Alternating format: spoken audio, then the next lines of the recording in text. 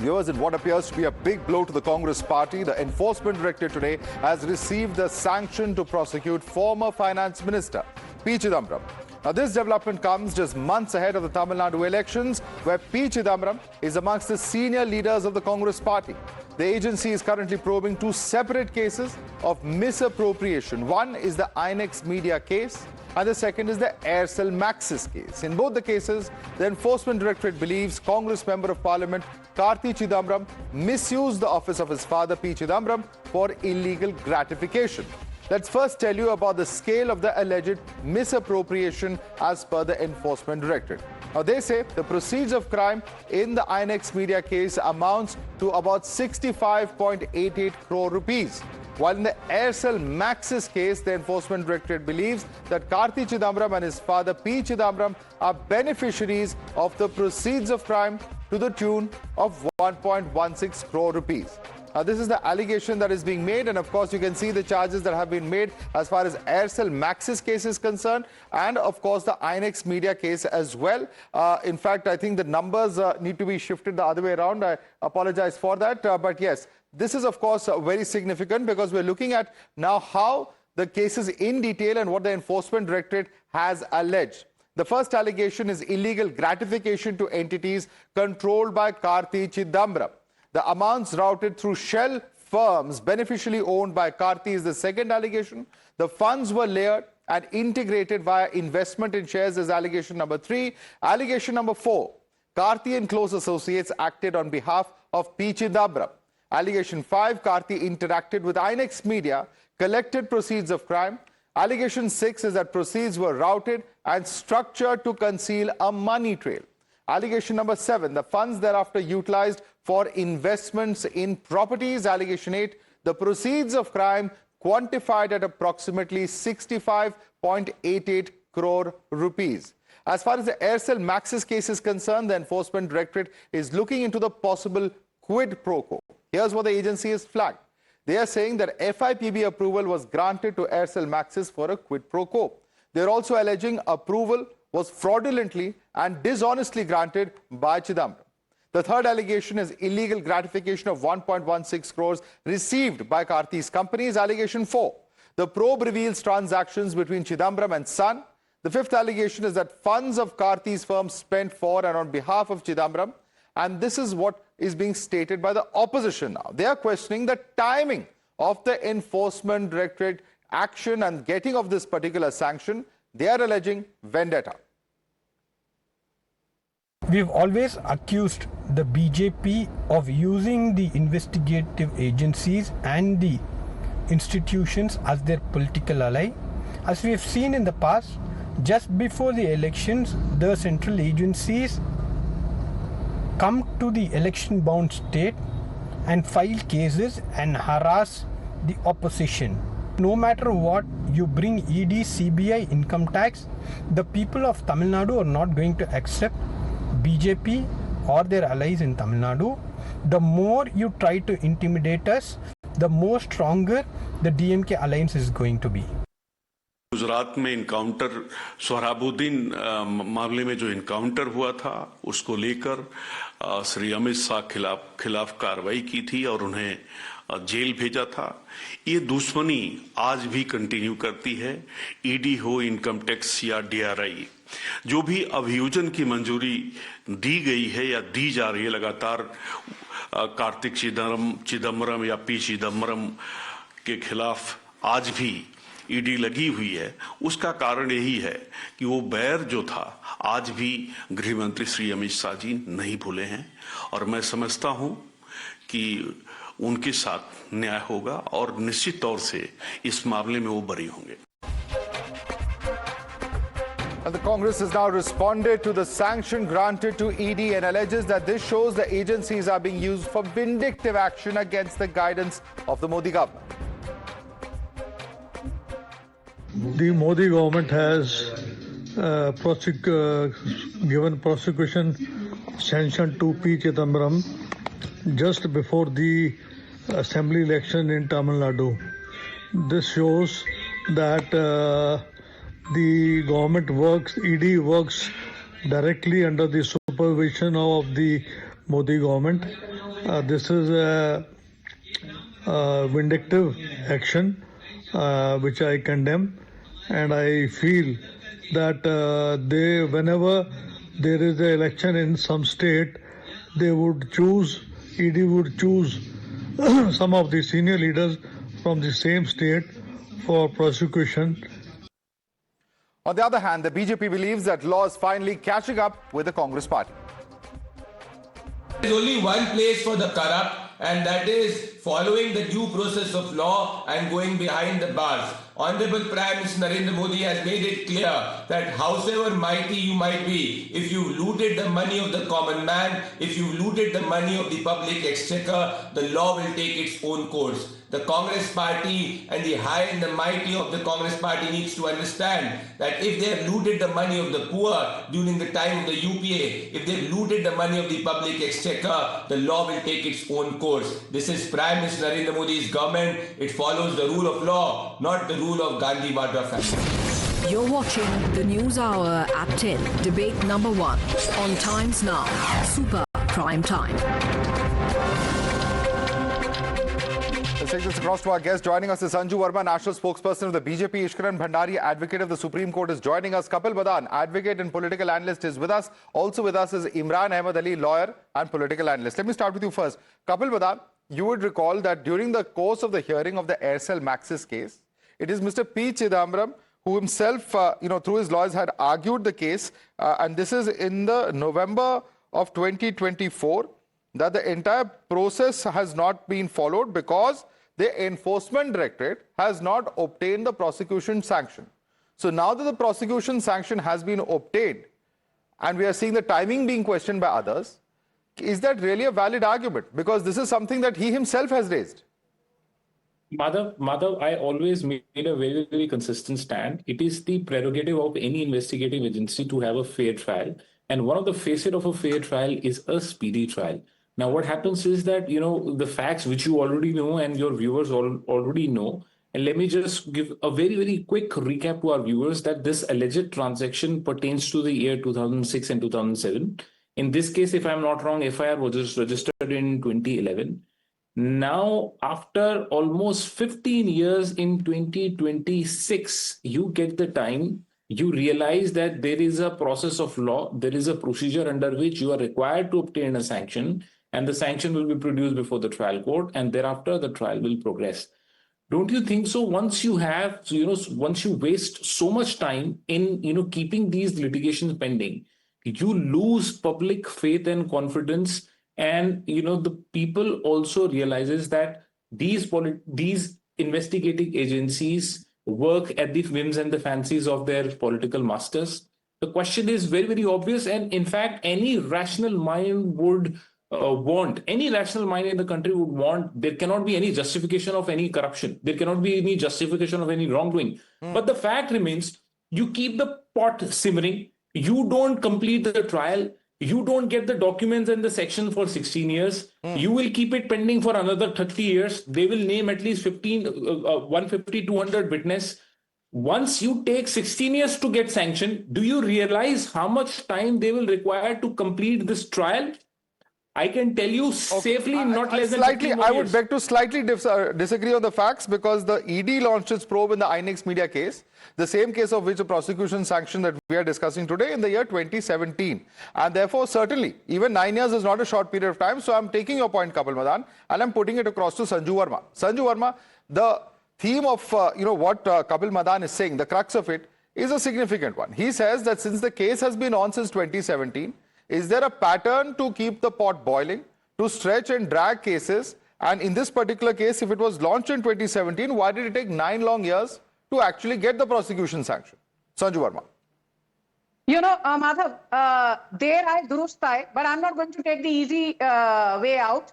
Yes, process can be a punishment very often, but let me make one very important point, because I don't want your audience to be misled by the Congress Darbari ecosystem. Oh, 7 साल हो गए, 9 साल हो गए, 16 साल हो गए, 25 साल भी हो जाए तो फर्क नहीं पड़ता. Guilty need to be nailed and they need to be behind prison bars. I will tell you this. The CBI FIR was initially filed in October 2011. it also filed charge sheet in both INX Media and in the Aircel Maxis case. Then, once the Modi government took charge, the CBI filed another FIR in 2017, and the charge sheet was filed in the Aircel Maxis case in 2018, and the INX Maxis case, the charge sheet was filed in 2021 at the behest of the special PMLA court. Then the Supreme Court stepped in, and the Supreme Court quoted the Bibhav Acharya case and said that before the charge sheet, there has to be a mandatory prosecution that has to be placed before the judicial authorities. And hence, the Enforcement Directorate has done precisely that. But no matter how tedious, how cumbersome, how lengthy the process is, and I'm sure Ishwaran knows that better than any of us on this panel, the fact of the matter is this: was there gratification illegally, which was availed by Karti Chidambaram and P. Chidambaram? Yes. In the case of INX Media, the proceeds of crime were to the tune of 66 crore approximately. But one thing which I need to draw your attention to, Madhav, in the Aircel Maxis case, the bribe that Karti Chidambaram took was supposedly to the tune of 1.16 crore. But that is not the big story. The big story is that the Aircel Maxis case saw an FDI investment in 2011 to the tune of 3,566 crore. Okay. The approval was given by P. Chidambaram, whereas he had the authority to give approval to the tune of only 600 crore as per rules framed by the CCEA. Be that as it may, I'm not going to get into a debate on the facts surrounding this case, but we're currently discussing the FIPB clearance. And I want to come in, on that aspect. And Imran Ahmed Ali, I want you to respond to this. The point is that, you take on the Congress takes on the central government. Opposition parties have a right to take on any government when it comes to issues of corruption, allegations of links with various corporate groups. But the point is that if your own leaders are accused of similar graft charges, then doesn't that take away from your attack on the central government? Madhav, I'd say three things. First, I don't want to go with the rhetoric of innocent till proven guilty. That is something we all know.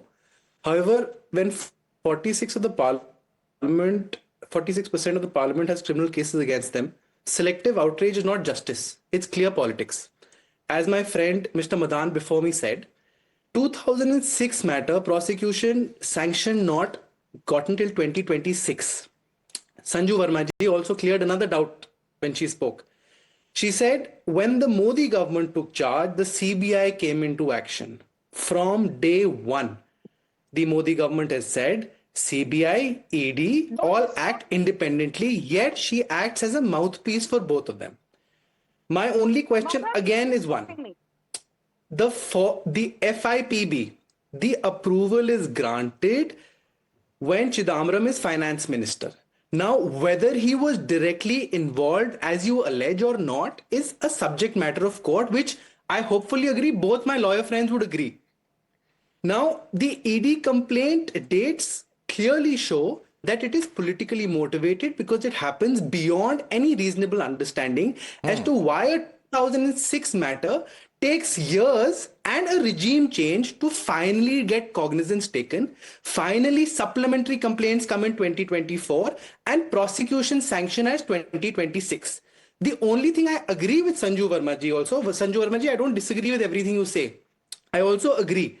The Honorable Supreme Court in the Directorate of Enforcement versus Bibhu Prasad Acharya did hold that the prosecution sanction is mandatory.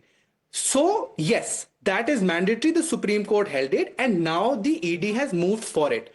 However, the delay as per your speech, as per no understanding has been explained. And you yourself said that the BJP comes into power and then the CBI and the ED act. Okay. That is exactly, and maybe later you could replay what you said. Okay, let her answer that. You asked her the question, or let her respond. Sanju Verma, you are saying that the agencies and the government goes out to lengths to say and saying that this is the agencies which are functioning independently. The BJP also says the same.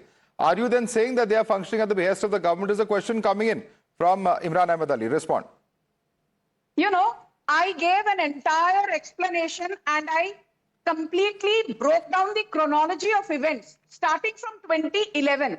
But Mr. Imran Ali very conveniently chose to strip out a part of of my conversation to suit his convoluted narrative. First and foremost, the CBI is not a caged parrot under the Modi government. Unlike what was the case when the Congress-led UPA was in power, hear this very carefully before you twist any other statement of mine. Okay. Secondly, you should also hear this. 1 minute, Madhav. Was there violation of FIPB rules by Chidambaram? Yes.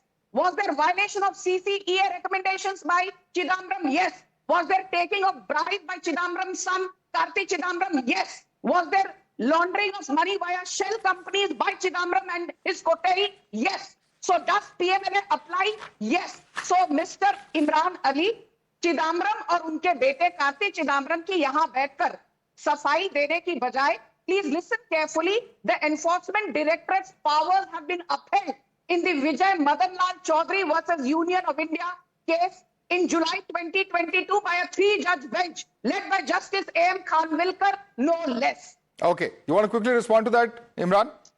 You know, Madhav, it's been a while that someone's been shouted at me at the way Sanju Verma ji has. However, my only reply to her is again one.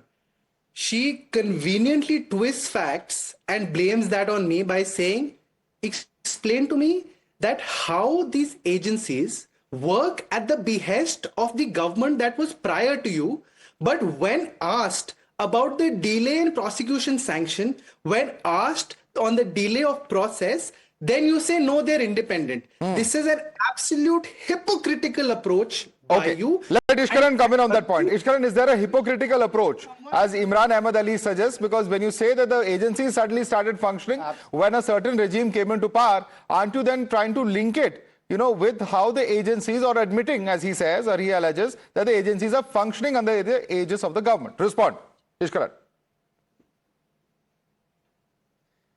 Madhav, this has become the usual defense, how the agencies are functioning. Then the contrary argument could be that the transaction is of 2006. The evidence was so overwhelming that a FIR had to be registered in 2011, whomsoever it named.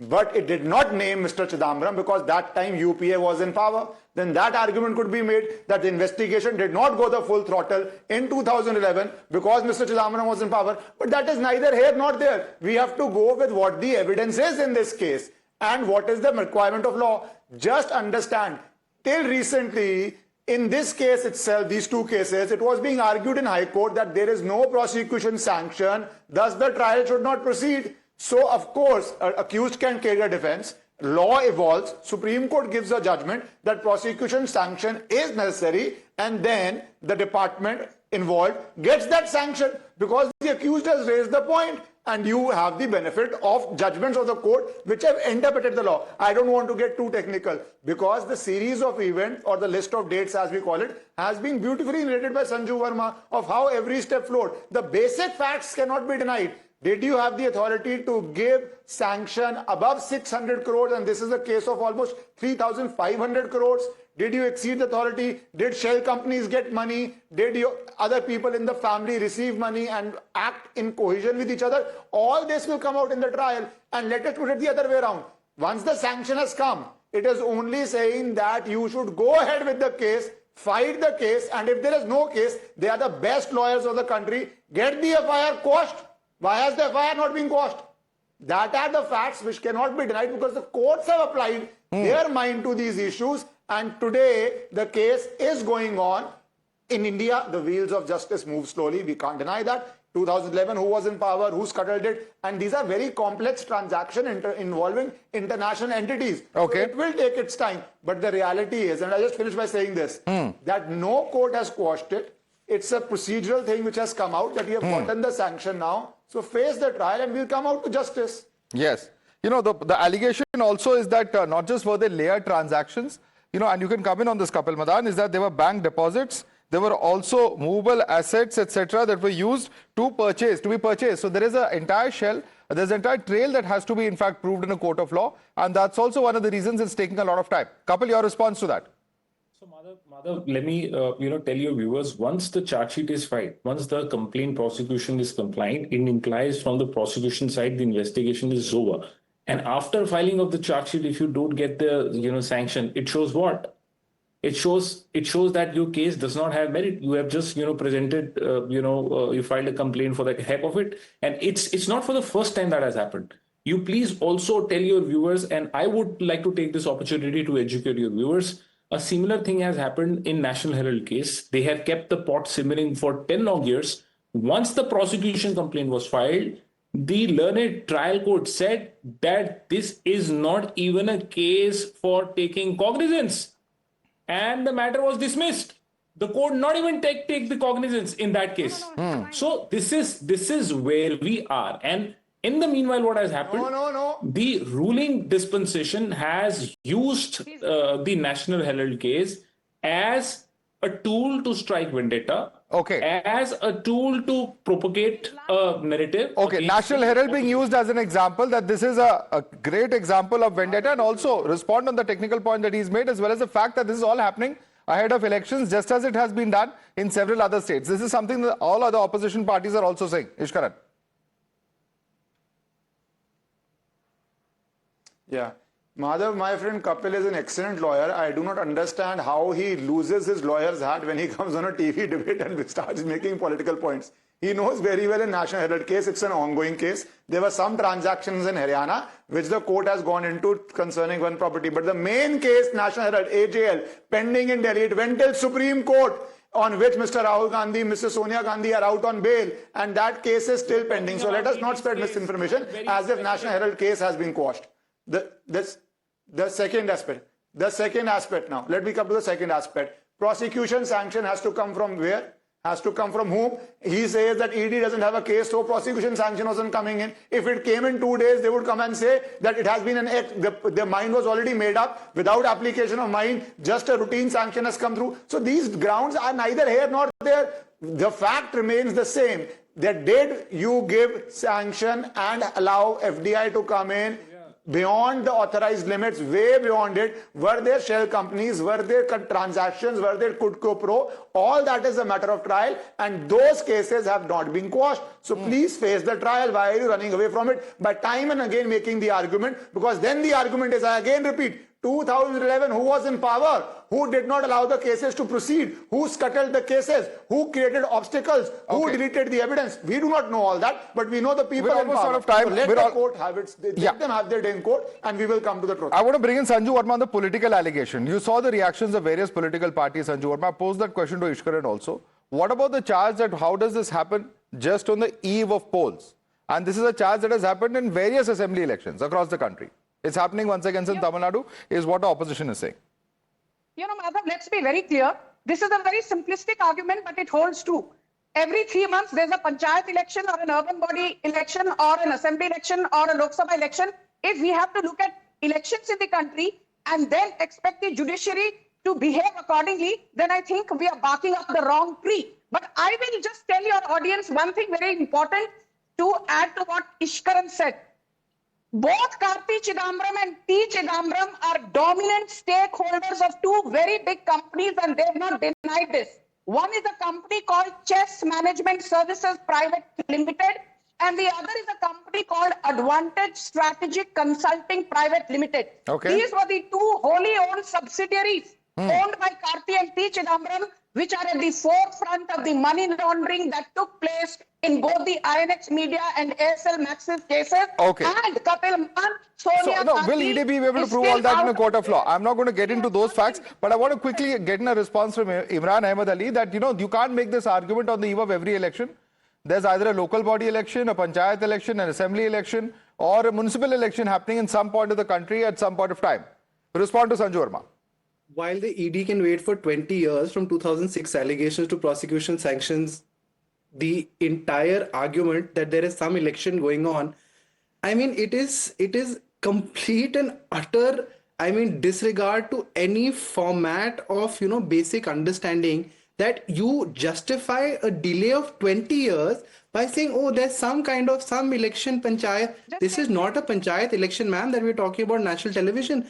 And mind you, I would also say, like Mr. Bhandari said, that there is a due process. This is an honorable court that is deciding it. So please, let's leave it there. We're totally out of time on this discussion. There are developments happening in the next debate as well. We have to quickly switch focus. I'd like to thank our guests for joining us, Kapil Madan and Imran Ahmed Ali. Sanju Verma and Ishkaran Bhandari, stay on with us for debate number 2.